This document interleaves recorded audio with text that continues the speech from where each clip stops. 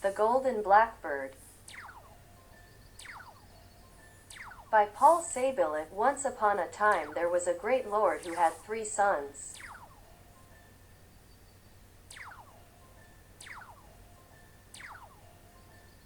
He fell very ill, Sent for doctors of every kind, even bone setters. but they none of them could find out what was the matter with him or even give him any relief.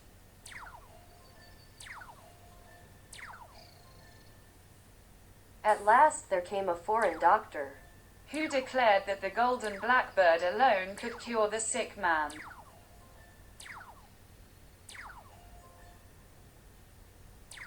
so the old lord dispatched his eldest son to look for the wonderful bird.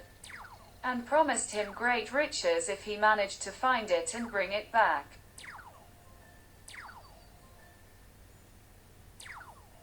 The young man began his journey and soon arrived at a place where 4 roads met.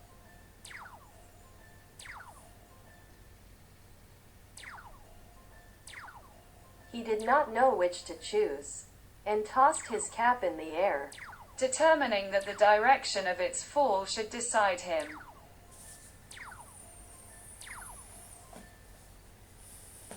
After traveling for 2 or 3 days, he grew tired of walking without knowing where or for how long, and he stopped at an inn which was filled with merrymakers and ordered something to eat and drink.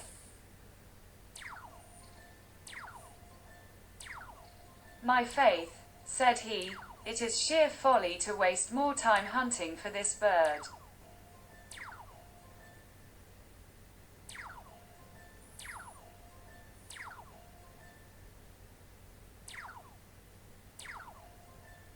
The youth took the same direction as his brother. And when he came to the crossroads, he too tossed up which road he should take.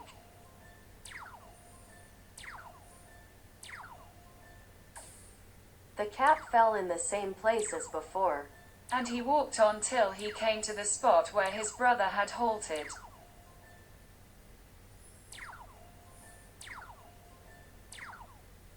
The latter, who was leaning out of the window of the inn, called to him to stay where he was and amuse himself. "You are right," replied the youth.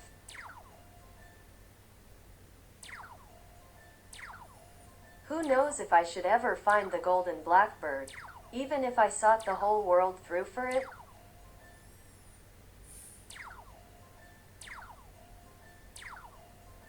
At the worst, if the old man dies, we shall have his property. He entered the inn and the 2 brothers made merry and feasted, Till very soon their money was all spent.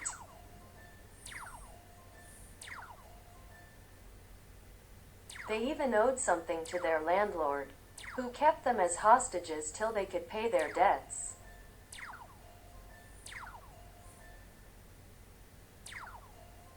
The youngest son set forth in his turn, and he arrived at the place where his brothers were still prisoners. They called to him to stop and did all they could to prevent his going further.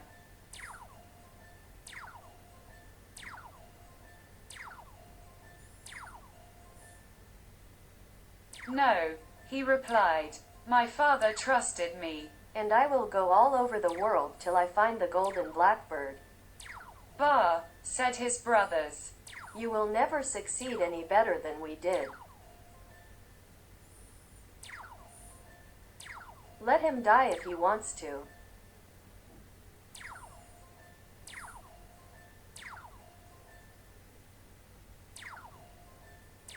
"We will divide the property."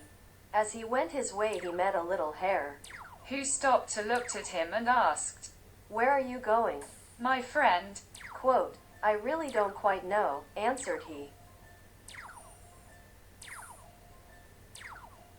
"My father is ill, and he cannot be cured unless I bring him back the Golden Blackbird."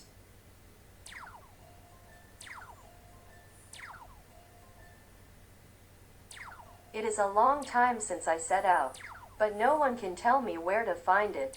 "Ah," said the hare, "You have a long way to go yet.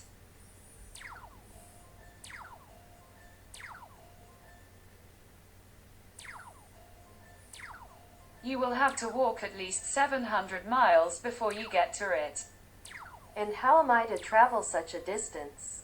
Quote, Mount on my back, said the little hare, and I will conduct you. The young man obeyed.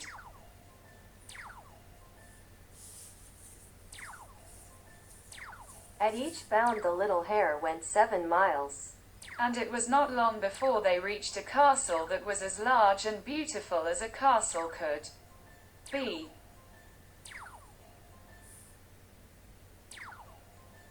The Golden Blackbird is in a little cabin nearby, said the little hare, and you will easily find it.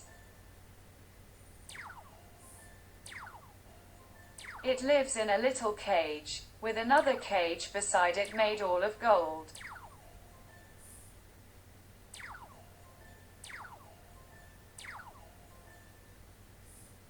But whatever you do, be sure not to put it in the beautiful cage, or everybody in the castle will know that you have stolen it. The youth found the golden blackbird standing on a wooden perch, but as stiff and rigid as if he was dead. And beside was the beautiful cage, the cage of gold. Perhaps he would revive if I were to put him in that lovely cage, thought the youth.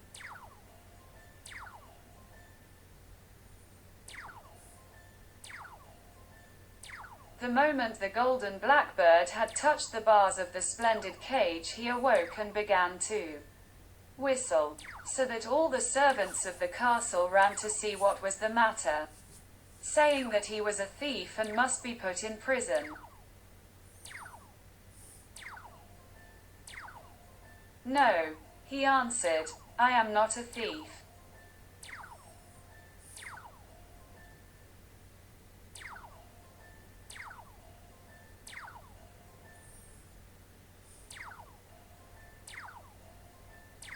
If I have taken the golden blackbird, it is only that it may cure my father, who is ill, and I have traveled more than 700 miles in order to find it.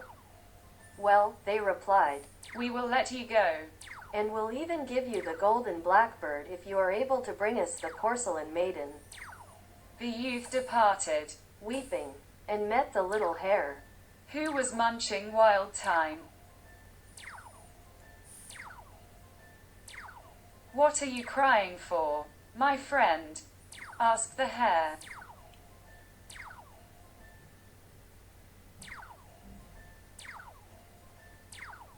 It is because, he answered, the castle people will not allow me to carry off the golden blackbird without giving him the porcelain maiden in exchange. You have not followed my advice, said the little hare. And you have put the golden blackbird into the fine cage. Alas!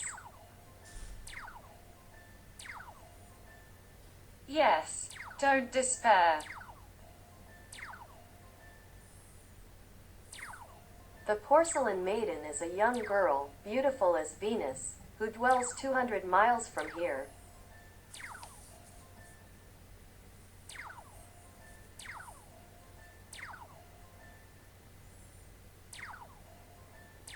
The porcelain maiden, said the hare to the youth, will come here to bathe with her friends.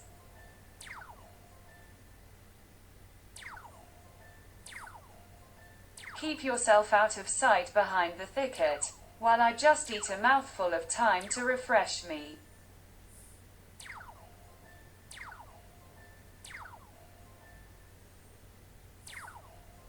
When she is in the lake, be sure you hide her clothes, which are of dazzling whiteness, and do not give them back to her unless she consents to follow you. The little hare left him, and almost immediately the porcelain maiden arrived with her friends. She undressed herself and got into the water.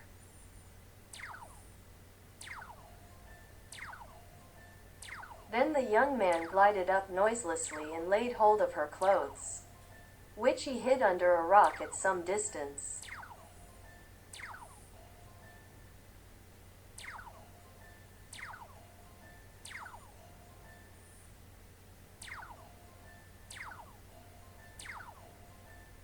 "Why do you cry?"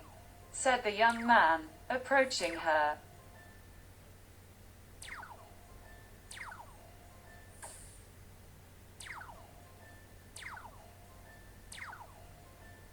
"Alas," answered she, "while I was bathing, someone stole my clothes. and my friends have abandoned me. I will find your clothes if you will only come with me." And the porcelain maiden agreed to follow him. And after having given up her clothes, the young man bought a small horse for her which went like the wind.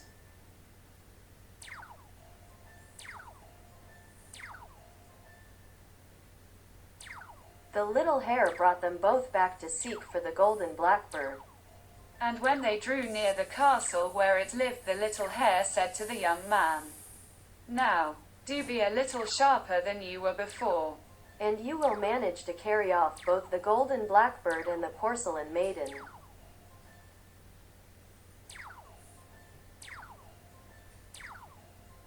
Take the golden cage in one hand and leave the bird in the old cage where he is, and bring that away too." The little hare then vanished.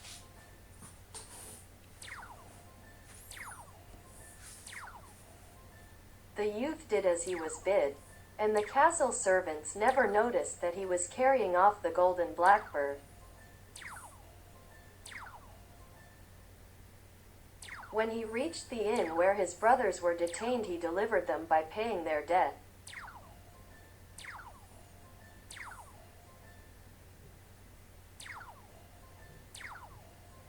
They set out all together. But as the two elder brothers were jealous of the success of the youngest, They took the opportunity as they were passing by the shores of a lake to throw themselves upon him, seize the golden blackbird, and fling him in the water.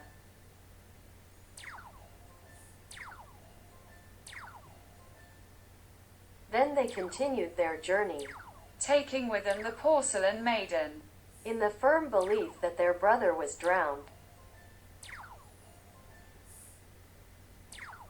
But happily he had snatched and falling at a tuft of rushes and called loudly for help.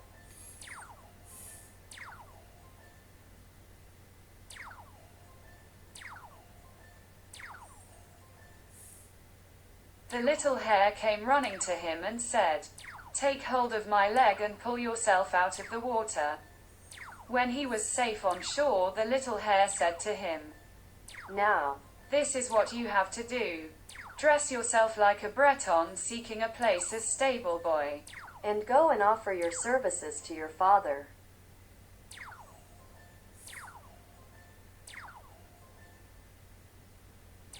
Once there, you will easily be able to make him understand the truth."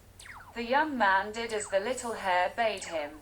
and he went to his father's castle and inquired if they were not in want of a stable boy. "Yes," replied his father, "very much indeed." But it is not an easy place.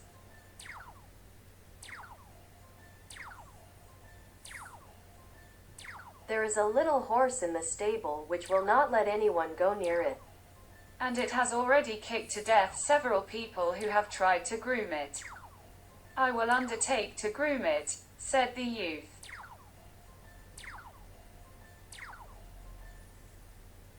I never saw the horse I was afraid of yet.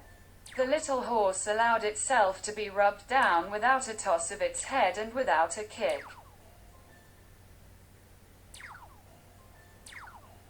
"Good gracious!" exclaimed the master.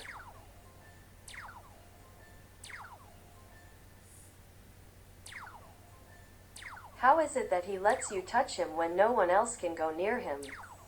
Quote, "Perhaps he knows me," answered the stable boy.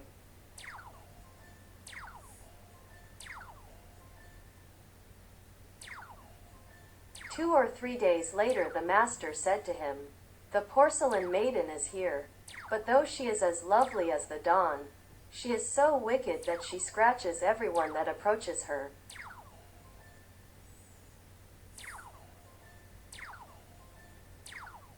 "Try if she will accept your services." When the youth entered the room where she was, the golden blackbird broke forth into a joyful song. And the porcelain maiden sang too and jumped for joy.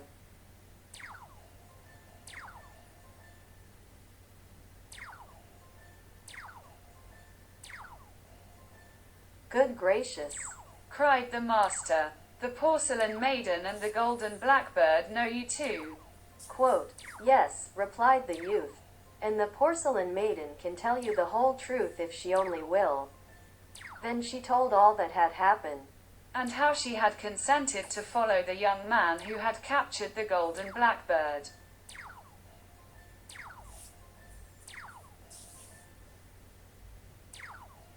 Yes, added the youth, I delivered my brothers, who were kept prisoners in an inn, and as a reward they threw me into a lake. So I disguised myself and came here in order to prove the truth to you.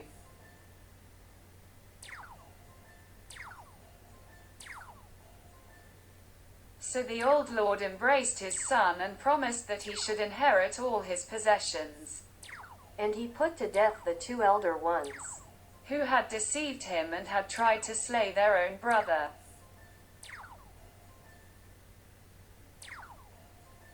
The young man married the porcelain maiden and had a splendid wedding feast.